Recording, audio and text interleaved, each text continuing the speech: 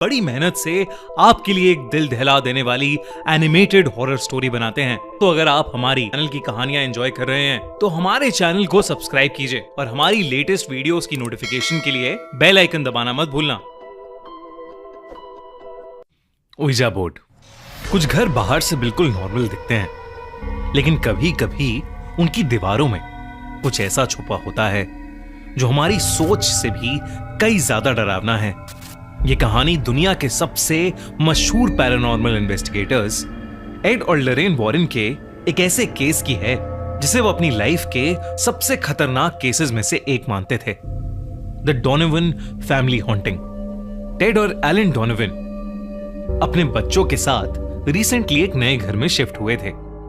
एक अच्छी लोकेलिटी में एक आम सा दिखने वाला घर। शुरुआत के कुछ महीने सब कुछ एकदम नॉर्मल था, पर 19 साल की पैटी डोनोवन को नई लोकेलिटी में एडजस्ट करने में दिक्कत हो रही थी। पैटी के ज्यादा दोस्त नहीं थे और उसके मॉम डैड उस पर और उसके छोटे भाई पर बहुत सख्ती रखते थे। अपने अकेलेपन को दूर करने के लिए पैटी एक ओइजा बोर्ड घर में ले आई। ओइजा बोर्ड एक खतरनाक गेम था जिससे आत्माओं से बात की जा सकती थी। पैटी ने ओइजा बोर्ड से पूछा कि क्या कोई आत्मा उसे सुन सकती है, तो ओइजा बोर्ड का प्लैंचेट तेजी से यस पर चला गया। पैटी ये देखकर और क्यूरियस हो गई और उस आत्मा से अलग अलग सवाल पूछने लगी। पैटी को पता चला कि वो आत्मा एक 19 साल के लड़के की है। पैटी ने उससे पूछा कि क्या वो उसका फ्रेंड बनेगा, जिस पर उस लड़के की आत्मा ने यस में आंसर दिया और वो प्लैंचेट BOYFRIEND यानी बॉयफ्रेंड पर चला गया। फिर वो आत्मा पैटी की तारीफ करने लगी। उस आत्मा ने कहा कि पैटी दूसरी लड़कियों से ज्यादा सुंदर है। धीरे धीरे हर रोज पैटी उससे बात करके खुश हो जाती थी और वो सच में उस लड़के की आत्मा को अपना बॉयफ्रेंड मानने लगी। और फिर एक दिन पैटी ने उस आत्मा को उसके सामने आने के लिए कहा। जैसे ही ये हुआ, पैटी के कमरे की लाइट्स फ्लिकर करने लगी, लेकिन पहली बार प्लैंचेट नहीं हिला। और उस दिन के बाद डोनोवन फैमिली के लिए सब कुछ बदल गया। इस कहानी में और आगे बढ़ने से पहले मैं आपको यह बताना चाहता हूं कि द कॉन्जोरिंग लास्ट राइट्स, जो एड और लॉरेन वॉरेन के आखिरी केस पर बेस्ड है, वो अब जियो हॉटस्टार पर अवेलेबल है। ये उनका एक ऐसा केस है जिसे वो कभी सॉल्व नहीं कर पाए, द स्मर्ल्स फैमिली हॉन्टिंग। जैसे इस डोनोवन केस में पैटी की लाइफ में एक ओइजा बोर्ड आया, वैसे ही द कॉन्जोरिंग लास्ट राइट्स में स्मर्ल्स फैमिली की लाइफ में एक मिरर आया था जिसने उनकी पूरी जिंदगी ही बदल दी थी। पर ऐसा क्या था इस केस में जो वॉरेन्स उसे कभी सॉल्व भी नहीं कर पाए? जानने के लिए इस वीडियो के बाद जल्दी से जियो हॉटस्टार पर जाना और देखना the Conjuring last rites, English, Hindi या अपनी प्रेफर्ड लैंग्वेज में। Streaming now only on Jio Hotstar. घर में अजीबोगरीब चीजें शुरू हो गईं। रात के सन्नाटे में जब सब लोग सो रहे होते थे, दीवारों के अंदर से जोर जोर से ठक ठक की आवाजें आने लगी।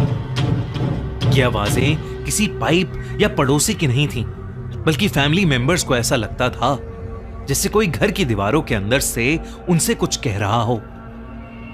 एक रात जब सब लोग बैठकर डिनर कर रहे थे तो दीवार पर लगी फोटो अचानक नीचे गिरकर टूट गई।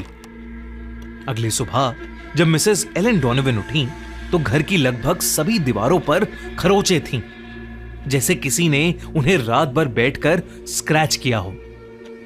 साथ ही घर में एक बेहद अजीब सी सड़े हुए मांस और सल्फर की गंदी बदबू आई और फिर अचानक चली गई, जैसे कोई किसी मरे हुए जानवर को एलन के सामने से लेकर गया हो। धीरे धीरे वो स्मेल पूरे घर में सारे फैमिली मेंबर्स को आने लगी थी। चाहे खिड़की खोल लो या एग्जॉस्ट चला लो या फिर परफ्यूम छिड़क लो, वो गंदी बदबू उनके घर से जा ही नहीं रही थी। उस दिन टेड डोनोवन जब बाथरूम गए तो उनके होश उड़ गए। नल से पानी की जगह खून जैसा गाढ़ा लाल लिक्विड निकल रहा था।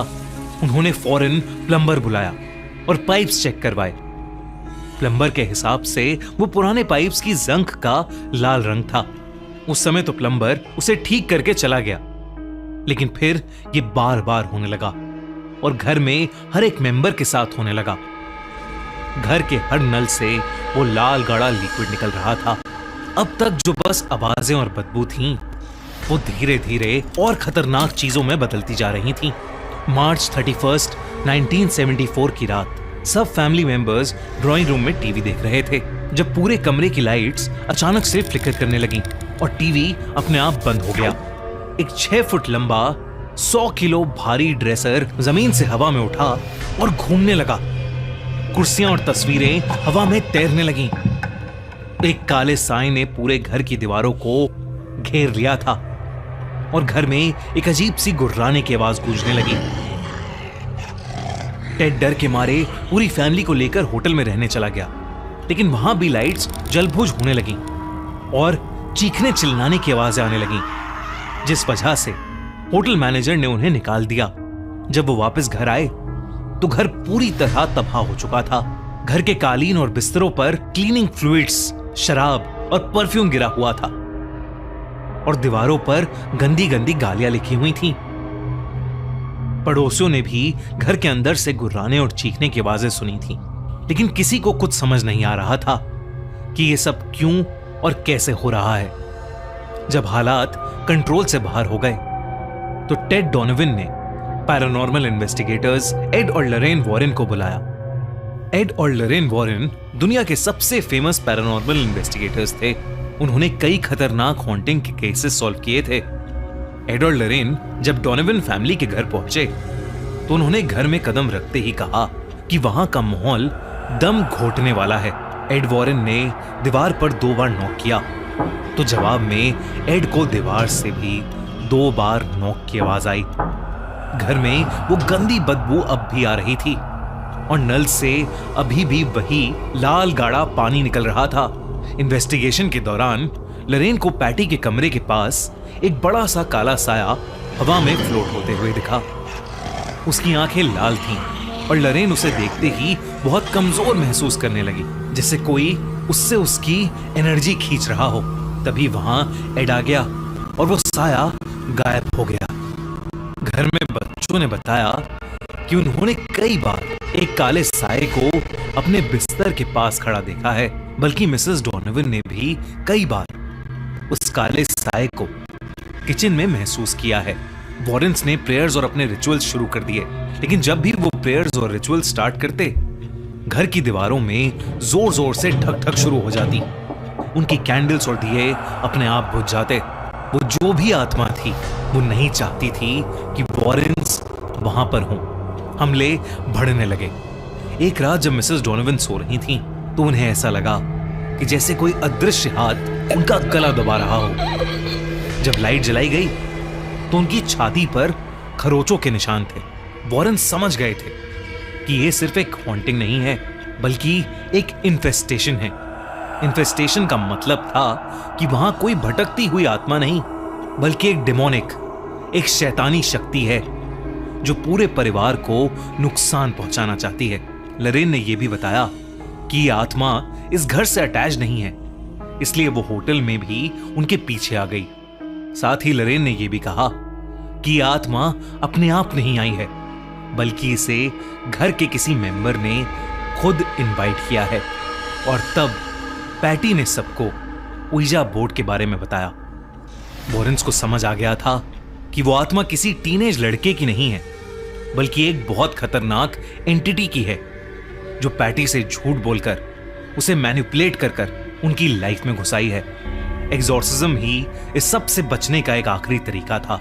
एड वॉरेन ने चर्च से एग्जॉर्सिज्म की परमिशन मांगी।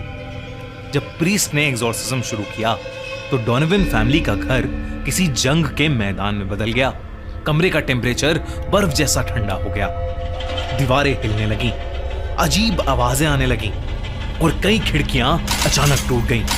उस समय पूरे परिवार ने वही काला साया देखा। वो उनके सामने आ गया था और बेहद भयानक लग रहा था।